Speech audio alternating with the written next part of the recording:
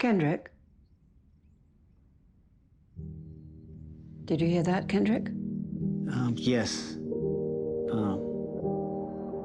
My apologies. I thought my time was up.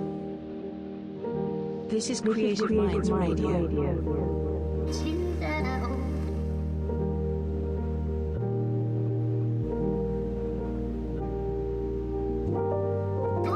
Some people listen to their own music, and it's very nerve-wracking for me, and I can't enjoy anything. Like, when I listen to everything, I'm always like, what mixes this? Why is this level wrong? Why is my voice so brassy? Why didn't I EQ it more? Why? Why didn't I sing this differently? Why did I choose this word? That's not what I meant. Like, so many things. And it doesn't matter, like, how many years pass. If I play my music, I just can't. It's too hard. It's too hard to enjoy it.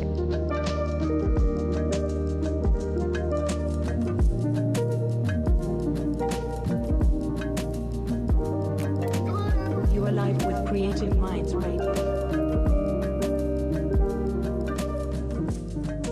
Yo.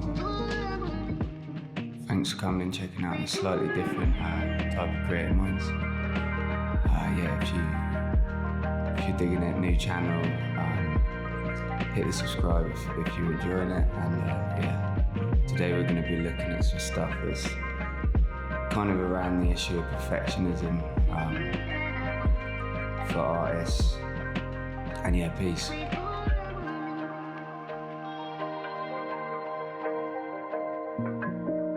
The best songs I've written probably so far came at around 3 or 4, and they were written in the middle of the night, which was Retrograde and You're Too Precious. Mm-hmm. They're 2 of my favourites, I think. Other times I get it right in the daytime, and sometimes it's like, 8, 9, whatever, but I do think there's something special about those hours. I think it's just a sort of spiritual clarity that I think is hard to find elsewhere.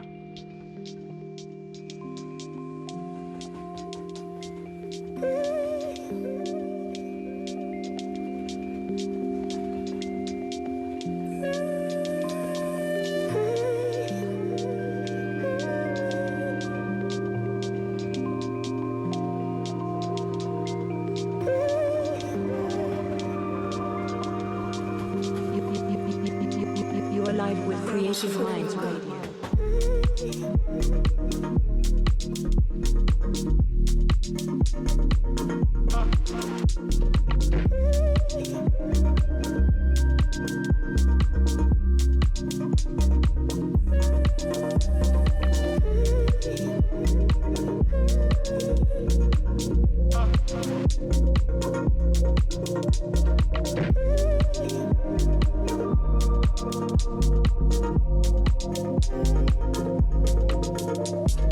I get bored of my own voice.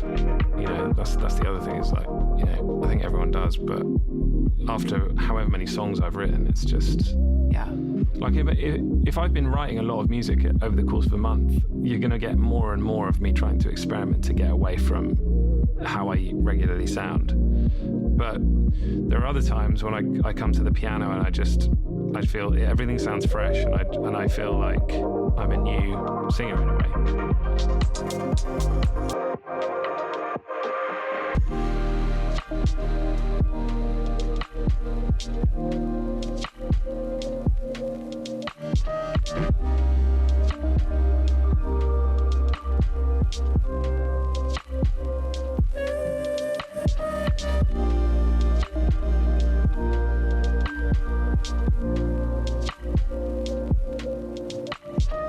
This is Creative Minds Radio.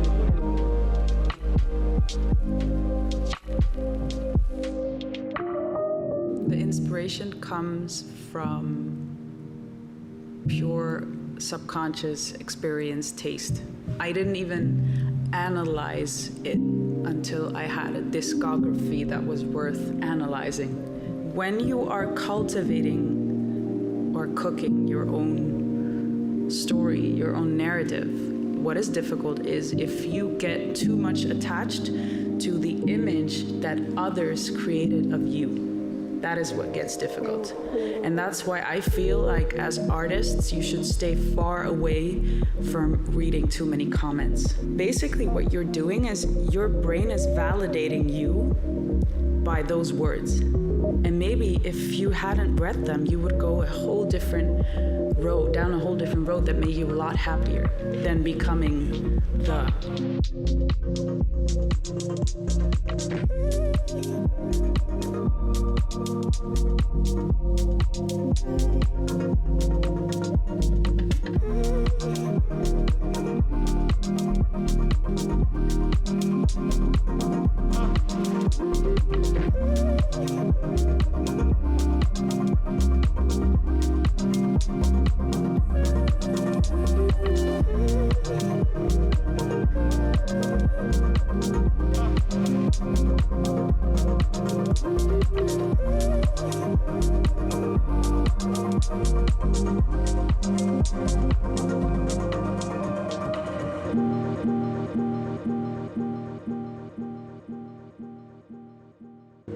This is Creative Minds Radio.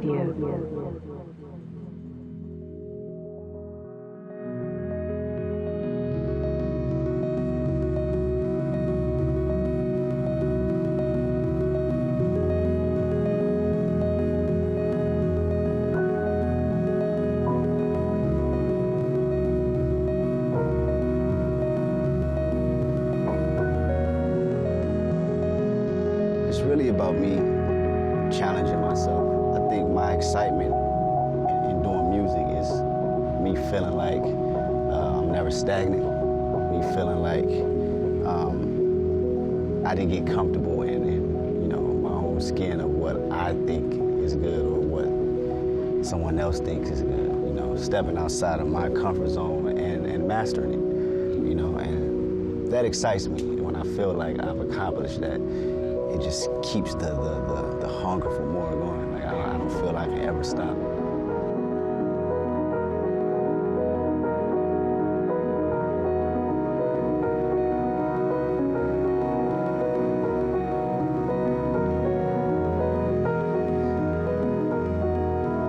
Please hope you enjoy it. Thanks again for checking this out. Again, consider subscribing if you're watching and if you're enjoying, and again, consider dropping that like as well. If maybe you want to help others find this stuff, and please hope you enjoy.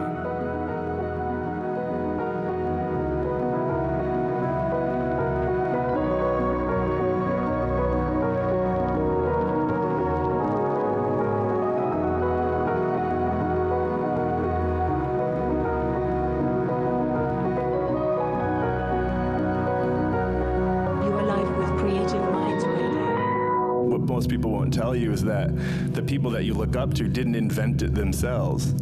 Everyone has this sort of like, I call it like getting your brain reprogrammed. Like once you sort of learn a thought process, you can actually see yourself in that and add to it. And so obviously I have a mentor, I have a sort of thought process and aesthetic that I love, but then once you learn the ethos of why you love the aesthetic, you dig deeper and then you know how to turn the wheel left or right.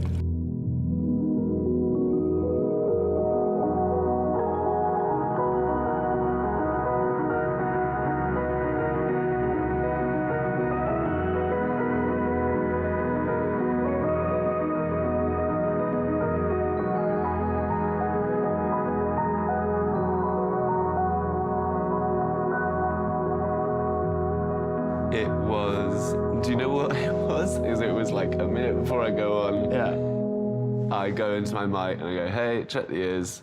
I can only hear it in one ear and it's only got the top end. Yeah, correct. And I'm like, right. And I'm like, okay, can we just test the backing track? Festival fun, everybody. Oh, festivals, man. And then I go, okay, can we test the backing track? And I go, it's only coming this year and it's wildly out of phase. Like, really quiet. And then the guys there going, Fred, okay, T minus 10, 9. And at festivals, you know how it is, like, you can't miss it, and particularly Coachella, like, that is tight. We'd already stripped the set down. It's Live Aid. So, it's that. So we were just like, I was there like, for real? Like, looking at Tony, and he was there like, who I play with, and he was like, we just go. And the guy was like, we can't, like, God. in.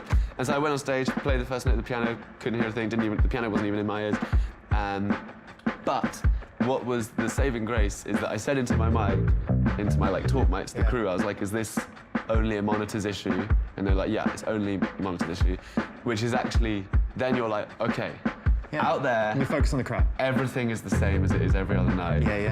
It's a shit show. Yeah. But I was like, we've done this enough.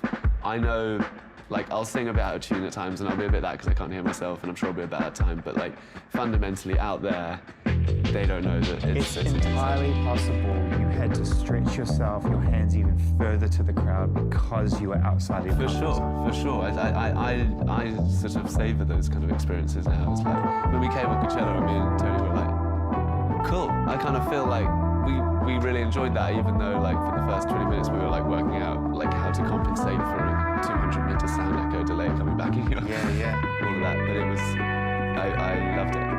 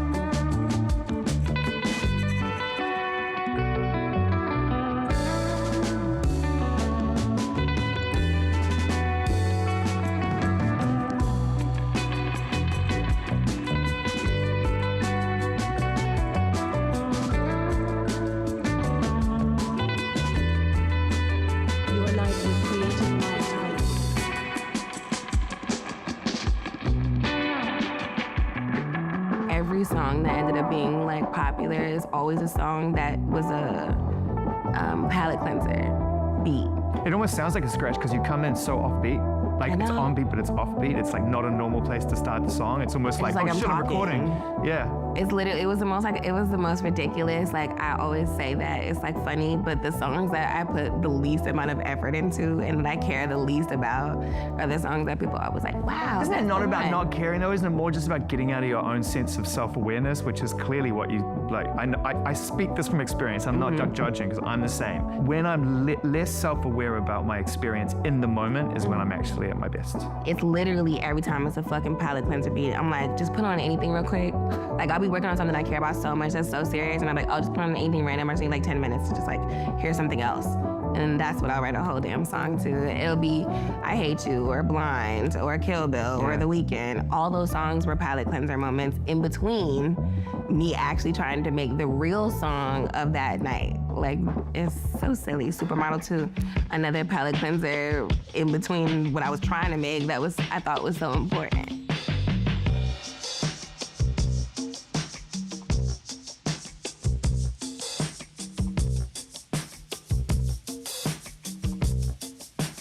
You are live with Creative Minds.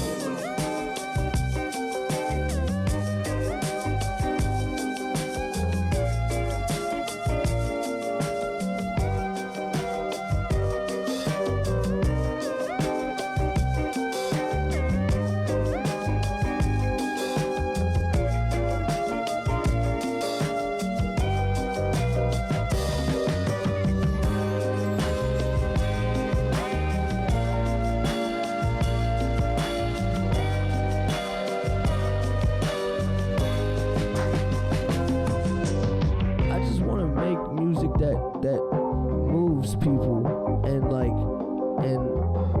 and I want my albums to be heard rather than just a sentence out of the book. I think this is the beginning of something. So just I would hope that every single project I ever do, just listen with zero expectations and just listen.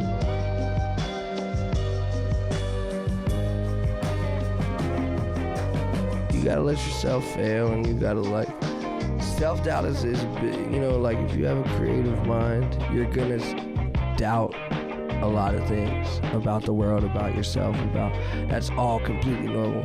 Insecurity is all completely normal, especially with your own work, because it's an extension of yourself. So when you're giving away some of your art, you're giving away a piece of yourself, and it's like standing in front of a bunch of people naked. You're kind of like, I don't know, you know what I mean? So it's like it. So it's like, you know what I mean? You gotta just start being cool with letting people get to know you on a deeper level, and then it all happens.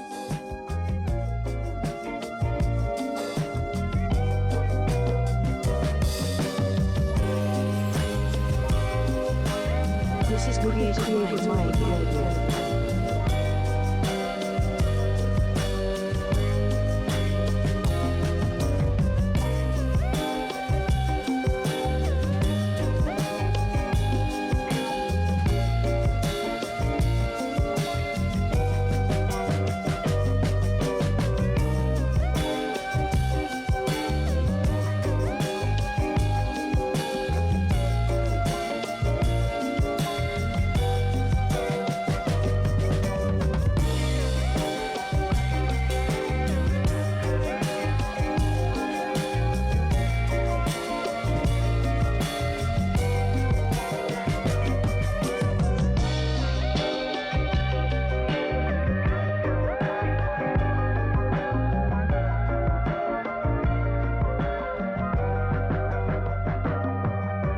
Perfectionism doesn't advance anything, ironically.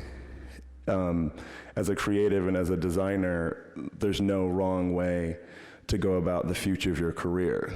The only failure is not to try, and I think that designers, we all have or creatives or artists, we have a natural convention to sort of be maybe tormented, or a little bit of like an inner struggle. Is the work living up to its fullest potential, or is it as great as the work that you idolize from your design idols? But at the end of the day, it's your body of work, and it's the amount of work and the refinement of that work that'll define who you are as a creative. So, just by this challenge of not being fearful of perfectionism, of being able to do it, then I resulted in not just one idea that I wanted, but two. You are live with Creative Minds Radio.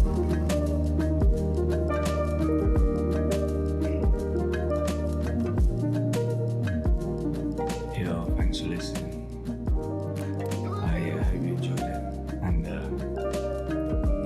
I'm out now. Peace. Thanks for listening.